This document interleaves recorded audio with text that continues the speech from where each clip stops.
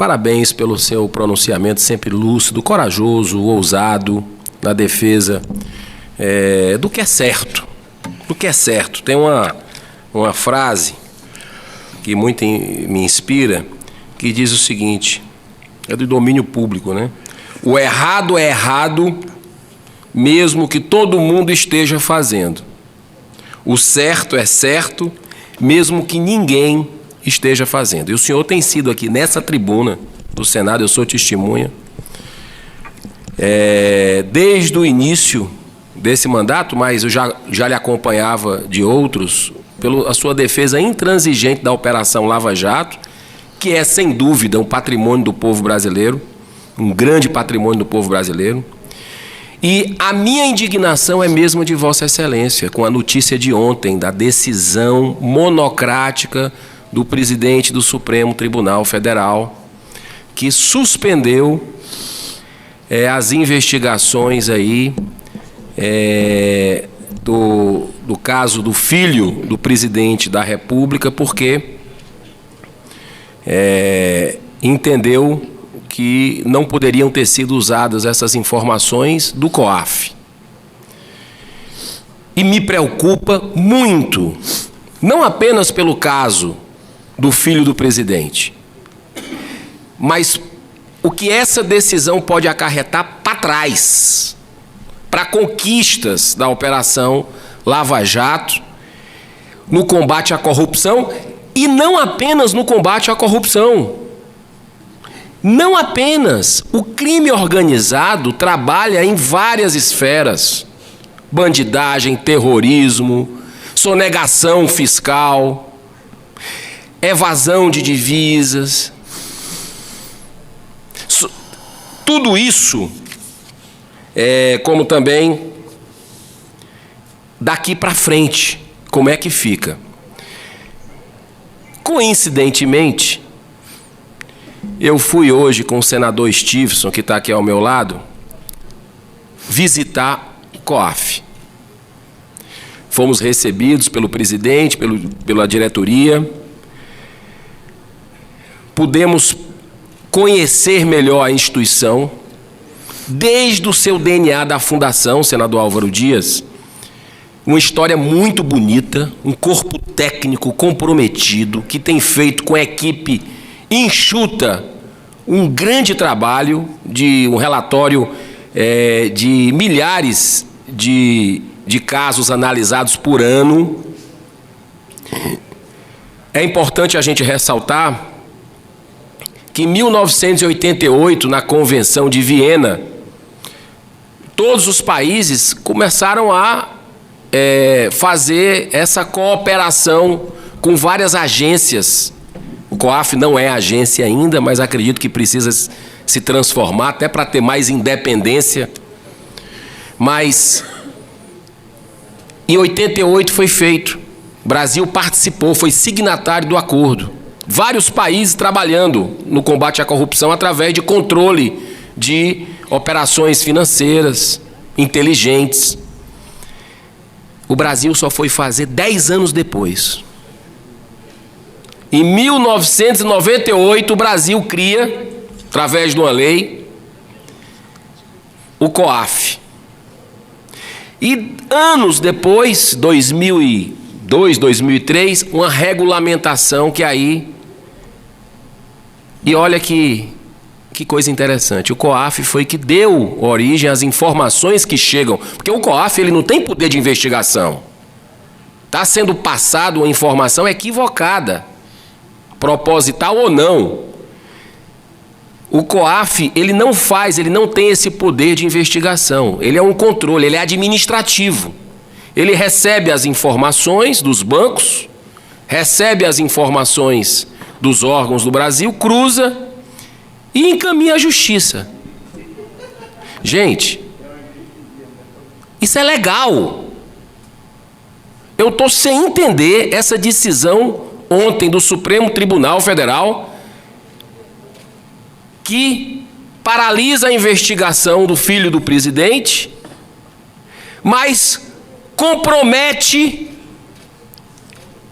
todo o trabalho que vem sendo desenvolvido no combate à corrupção, como o senhor leu aí o caso do juiz da Operação Lava Jato lá do Rio de Janeiro, falando que é um absurdo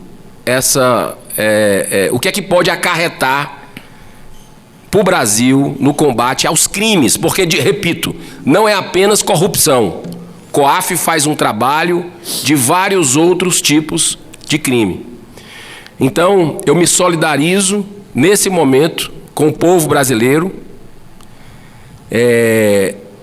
Quero reiterar também a minha preocupação e eu espero que o Supremo Tribunal Federal, em prazo recorde, reveja isso. É o mínimo que eu espero, porque é gritante a preocupação para as operações consolidadas que foram confirmadas, que prenderam muitos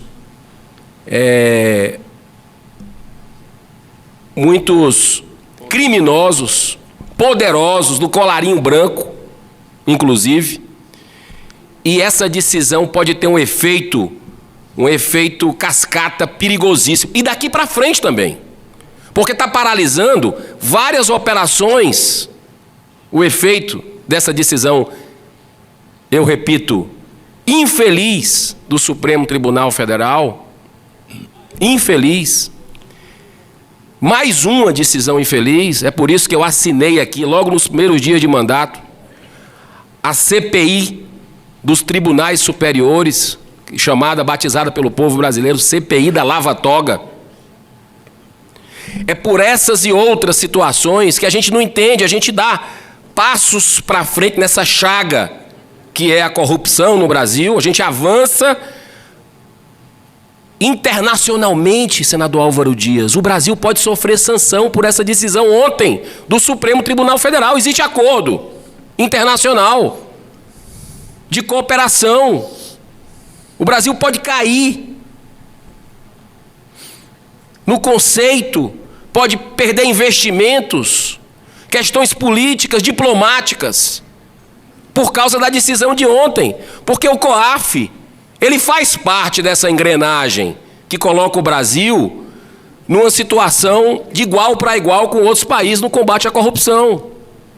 Então, eu quero dizer que, mais uma vez, o Supremo Tribunal Federal me decepciona o povo brasileiro, mas eu espero que, numa decisão de pleno que seja reunida urgentemente, se possa rever essa situação, dessa decisão que engessou o Ministério Público, engessou esse poder investigatório do combate à corrupção, que a gente tem que fortalecer cada vez mais COAF, fortalecer a Operação Lava Jato, e é isso que é o papel de um Brasil novo. É assim que a gente vai construir um Brasil novo. Então, parabéns pelo seu pronunciamento e conte comigo por que precisar para que a gente possa combater esse bom combate. Muito obrigado. Muito obrigado, senador Eduardo Girão. Senador Álvaro. Vossa Excelência só agrega ao nosso pronunciamento conteúdo importante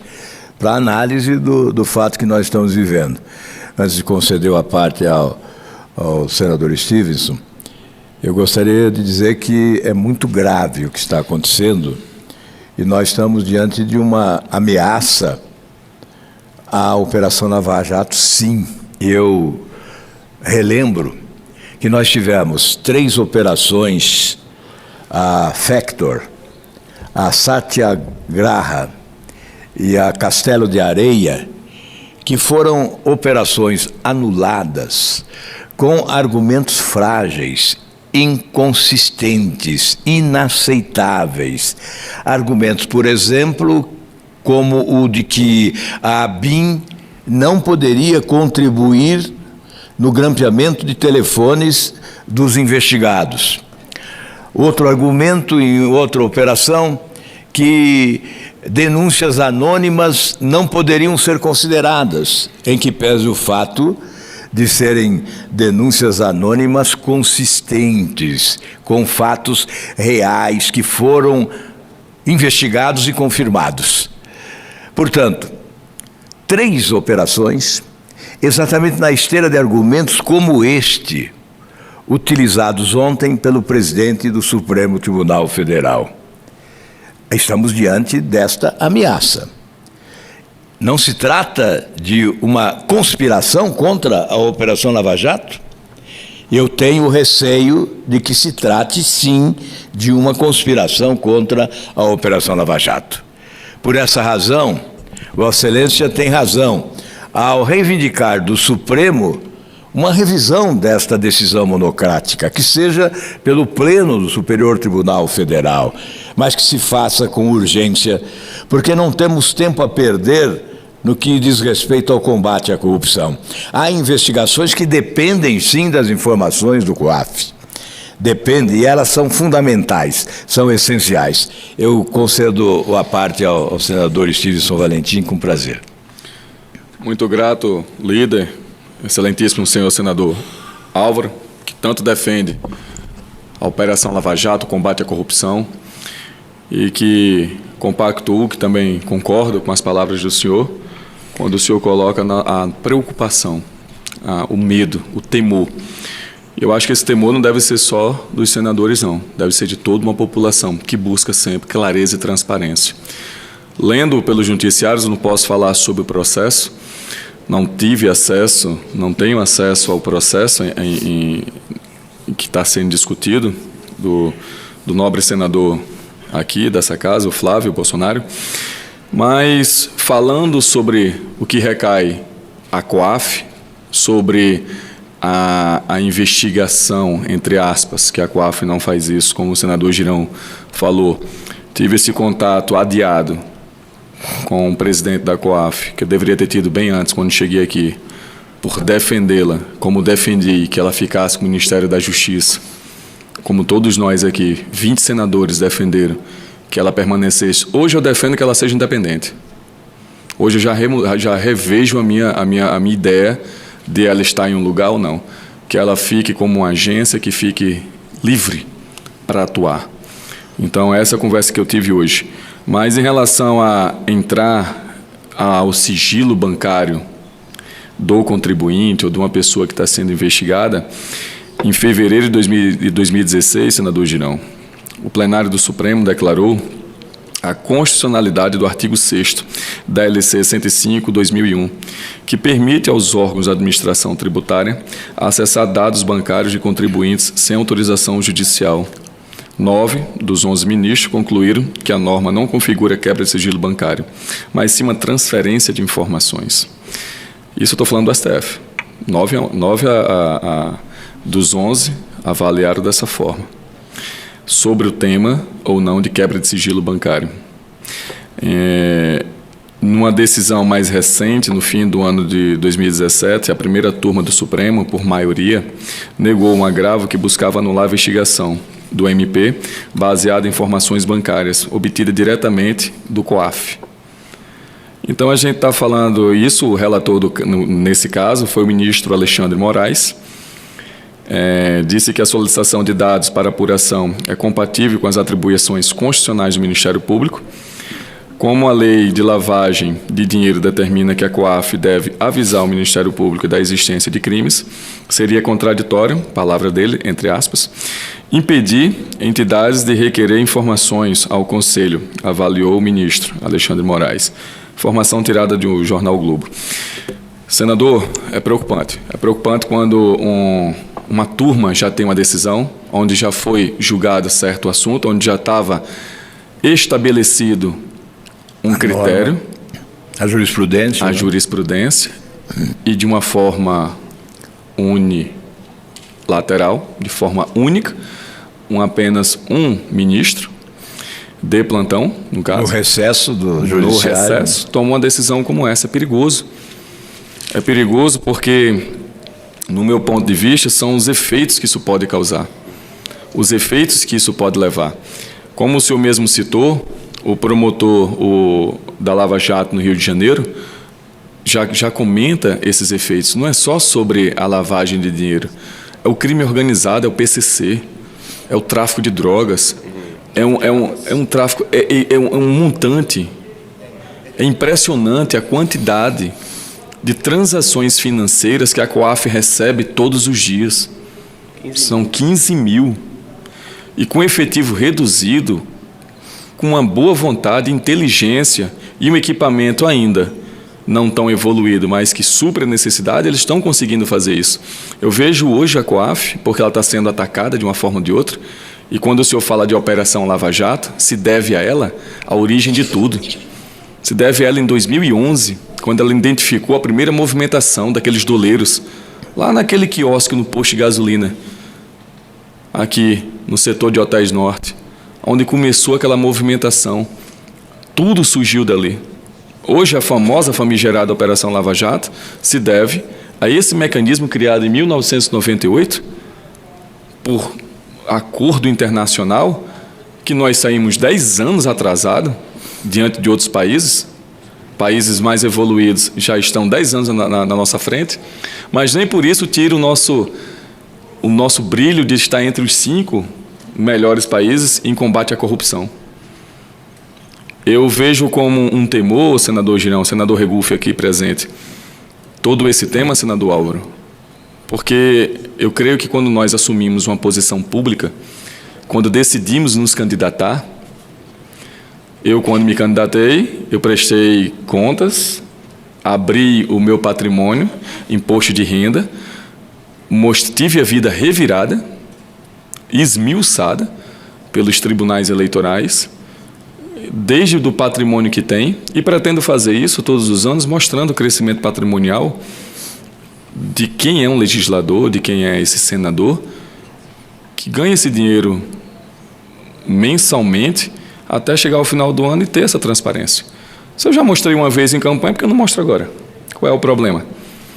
Não, para mim, não vejo problema nenhum ter que mostrar para as pessoas, uma vez que eu assumi um papel público, uma vez que eu estou aqui como agente público, em declarar e mostrar para as pessoas espontaneamente tudo isso, tudo que gasta, tudo que ganha, tudo que consome. A minha fala logo após a do senhor é justamente falando sobre os 5 meses em que eu estou aqui e dessa nossa ansiedade, dessa nossa busca pela transparência, pelo combate à corrupção, por dar mais clareza à população. Então, a minha preocupação é essa, em relação a tudo isso que está acontecendo, é até onde a luz pode chegar, até onde a luz pode clarear, porque se clareia para todos os outros, em 20 anos de atividade que a COAF tem, e só agora ser chamado a atenção, já que tem decisões, uma lei complementar de 2001, como já foi lida aqui, no seu artigo 6º, que prevê essa abertura, essa possibilidade de esmiuçar a conta do contribuinte. Eu me lembro que um juiz, que agora é ministro, Sérgio Moro, disse que para rastrear a corrupção, rastreia-se o dinheiro. Para se rastrear a corrupção, se rastreia o dinheiro. Então é impossível hoje não se rastrear a corrupção sem saber o rastro do dinheiro. Obrigado, senador. Muito obrigado, senador Stevenson. Eu fiz questão de não me reportar ao fato que deu origem à decisão do presidente do Supremo, porque o que importa é verificar quais são as consequências, não é? E as consequências são perversas. Se não houver uma revisão dessa decisão, nós corremos o risco, sim, de comprometer a Operação Lava Jato. Se o Pleno do Supremo Tribunal Federal não se reunir para reverter esta decisão, nós corremos o risco de assistirmos o que ocorreu com as operações já citadas, a Factor, a Satyagraha e a Castelo de Areia. Nós não podemos admitir que isso venha a ocorrer. Por essa razão, trouxemos à tribuna a nossa preocupação em relação a esse fato. A importância do COAF é, obviamente, reconhecida, não há como não reconhecer a importância do COAF, que já em outras ocasiões contribuiu para que crimes fossem desvendados, quadrilhas fossem desbaratadas. Eu próprio denunciei dessa tribuna uma operação de lavagem de dinheiro por intermédio das loterias da Caixa Econômica Federal, depois de informações sigilosas fornecidas pelo COAF. Eram sigilosas. Deixaram de ser sigilosas quando as trouxe para essa tribuna, porque considerei mais importante do que preservar o sigilo, denunciar a corrupção, denunciar a lavagem de dinheiro, assalto ao dinheiro público. E, obviamente, teve consequência, que foi a interrupção desse processo de lavagem de dinheiro, que não ocorreu mais, ao que se sabe, depois daquela denúncia. Quando nós anunciamos aqui que um ganhador da loteria ganhou mais de 500 vezes, o outro mais de 250 vezes, ficando visível a existência de uma organização operando para a lavagem de dinheiro oriundo do crime organizado ou da corrupção na administração pública. Cito este fato, sempre me lembro deste fato, para demonstrar a importância do COAF. E, obviamente, os riscos, à época, que corri em relação a não respeitar o sigilo, foi exatamente porque coloquei na balança e entendi ser mais importante desbaratar uma quadrilha do que preservar o sigilo. Há ocasiões em que nós não temos o direito ao sigilo. A atuação parlamentar, inclusive, constitucionalmente, tem esta prerrogativa.